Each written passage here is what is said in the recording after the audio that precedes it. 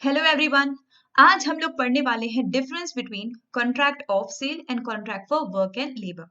तो स्टार्ट करते हैं। देखिए, कॉन्ट्रैक्ट ऑफ सेल एक कॉन्ट्रैक्ट है, तो इसमें भी आपके पास दो पार्टीज होती हैं। एक पार्टी होती है बायर और दूसरी होती है सेलर। अब ये जो दो पार्टीज कॉन्ट्रैक्ट कर रही हैं, तो इस कॉन्ट्रैक्ट का जो मेन एलिमेंट होता है, यानी कि सब्जेक्ट मैटर होता है इस कॉन्ट्रैक्ट का, वो होता है कोई मूवेबल गुड्स।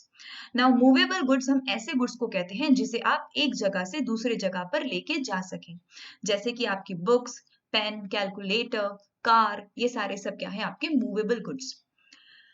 अब इस कॉन्ट्रैक्ट के तहत क्या होना है कि इन मूवेबल गुड्स की जो प्रॉपर्टी इन गुड्स है, यानी कि जो ओनरशिप है, वो ट्रांसफर होनी है फ्रॉम सेलर टू बायर। अब ये जो गुड्स की ओनरशिप ट्रांसफर होनी है, वो हो सकती है इमीडिएटली।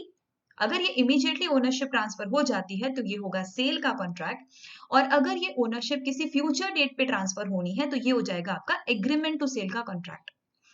अब जब इन गुड्स की ओनरशिप ट्रांसफर हो जाती है फ्रॉम सेलर टू बायर, तो अल्टीमेटली इन गुड्स की डिलीवरी यानी कि पोजेशन भी हम दे देते हैं बायर को, और बायर इसी गुड्स के लिए आपको पेमेंट कर रहा है। हो सकता है इन गुड्स को बनाने में सेलर ने काफी कुछ कारीगरी दिखाई हो, कुछ सर्विस दी हो, कुछ स्किल एक्सरसाइज करके इन सामान को बनाया हो, लेकिन अल्टीमेटली बायर उन सभी स्किल के लिए, उन एफर्ट्स के लिए पेमेंट नहीं कर रहा। बायर जो प्राइस पे कर रहा है वो पे कर रहा है उन गुड्स के लिए, उन गुड्स को एक्वायर करने के लिए, उन गुड्स की ओनरशिप हासिल करने के लिए बायर पेमेंट कर रहा है। जैसे कि एग्जाम्पल के तौर पे, अगर ए ने अपनी कार बी को बेची 8 लाख रुपए में, और बेचने से पहले ए ने उस कार के ऊपर जितनी भी रिपेयरिंग करनी थी, जो भी प्रॉब्लम थी कार में, उसके लिए खुद ही रिपेयरिंग करी और साथ ही साथ कार की अच्छे से सफाई करी।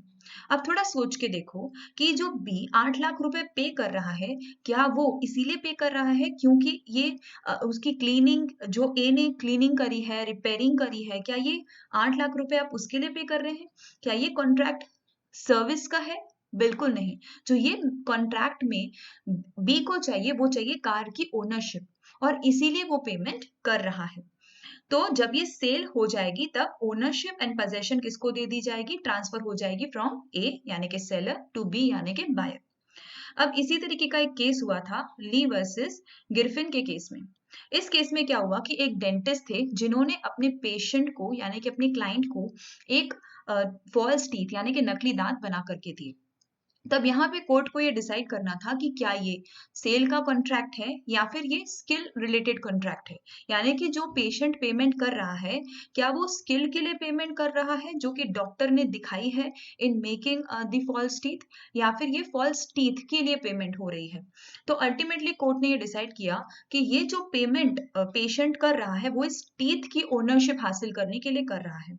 हाँ, टीथ को बनाने में डॉक्टर ने काफी अपनी स्किल दिखाई है, पर बायर अल्टीमेटली पेमेंट किसके लिए कर रहा है? इन मूवेबल गुड्स के लिए पे कर रहा है, इन फॉल्स टीथ के लिए पे कर रहा है। तो यहाँ पे ये कॉन्ट्रैक्ट डिक्लेयर हो गया कॉन्ट्रैक्ट ऑफ सेल। अब contract of work and labour में क्या होता है, इस यहाँ पे भी आपके पास दो पार्टीज होती हैं, लेकिन अब यहाँ पे जो इस कॉन्ट्रैक्ट का मेन एसेंस होता है, इस कॉन्ट्रैक्ट का जो मेन थीम है, वो कोई मूवेबल गुड्स नहीं है।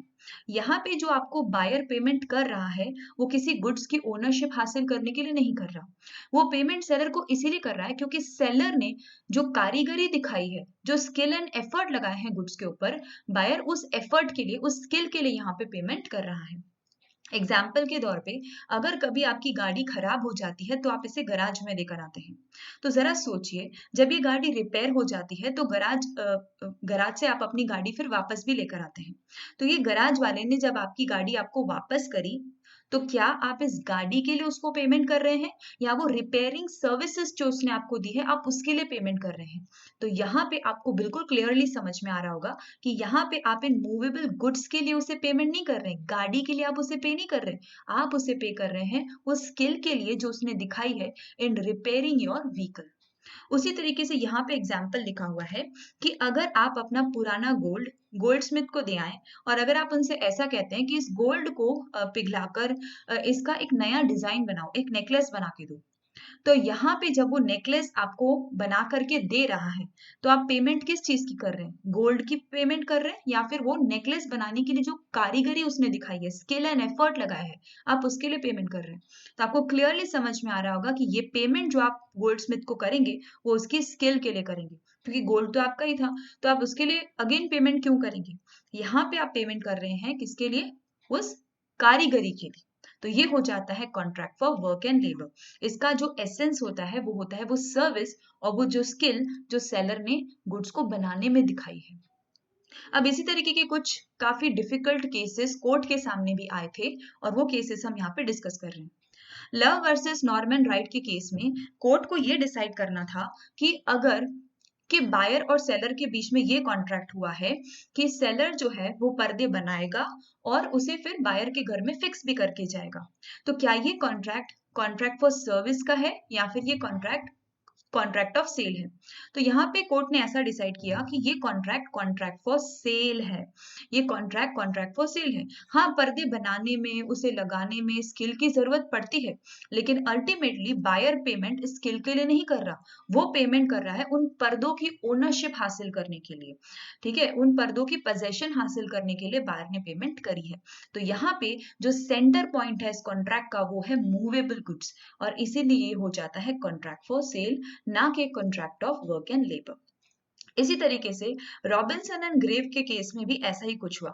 इस केस में जो ग्रेव्स थे, उन्होंने एक पेंटर जो कि थे रॉबिन्सन, उन्होंने ऐसा कहा कि आप मेरा एक सुंदर पोर्ट्रेट बना दो।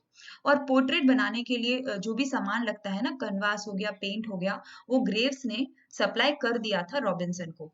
तो यहाँ पे कोर्ट को ये डिसाइड करना था कि क्या ये कॉन्ट्रैक्ट फॉर सर्विस है, यानी कि contract of work and labour है, या फिर कॉन्ट्रैक्ट ऑफ सेल।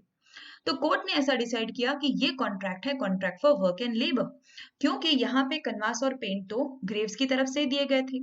तो अगेन ग्रेव्स इस कनवास और पेंट की ओनरशिप हासिल करने के लिए ये कॉन्ट्रैक्ट नहीं कर रहे हैं। ये कॉन्ट्रैक्ट जो हुआ है और जो ग्रेव्स पेमेंट करने वाले हैं वो पेमेंट होने वाली है उस स्किल के लिए जो रॉबिन्सन ने दिखाई है पोर्ट्रेट बनाने में। तो यहाँ पे जो एफर्ट और स्किल रॉबिन्सन ने लगाए हैं वो इस कॉन्ट्रैक्ट का सेंटर एलिमेंट है, और ये कॉन्ट्रैक्ट हो जाता है contract for work and service. लेकिन कोर्ट ने साथ साथ में ये भी बताया कि अगर इस केस में कनवास और पेंट ग्रेव्स की तरफ से न दिए जाते, ग्रेव्स की तरफ से ना दिए जाते, तो ये कॉन्ट्रैक्ट फिर कहलाता contract of sale of goods. क्यों? क्योंकि भले ही जो रॉबिन्सन है वो पेंट एंड कनवास का यूज करके पोर्ट्रेट बना रहे हैं, तो स्किल तो वो दिखा रहे हैं, लेकिन अल्टीमेटली अगर कनवास और पेंट वो खुद ही अपना यूज करते रॉबिन्सन, तो ग्रेव्स को पेमेंट किसके लिए करनी पड़ती? इस कनवास की, इस पेंटेड कनवास की ओनरशिप हासिल करने के लिए। तो उस केस में आपका सेंटर एलिमेंट हो जाता है इस कॉन्ट्रैक्ट का मूवेबल गुड्स, यानी कि पेंटेड कनवास, और तब ये कहलाता contract for sale. I hope आपको ये सारे जो केस लॉस के साथ ये कॉन्सेप्ट काफी अच्छे से समझ में आया होगा। तो यहाँ पे क्विज है आपके लिए, इसका जवाब आप मुझे कमेंट सेक्शन में लिख के जरूर से बताएं, तो मैं आपको इसका करेक्ट आंसर फिर बताऊंगी।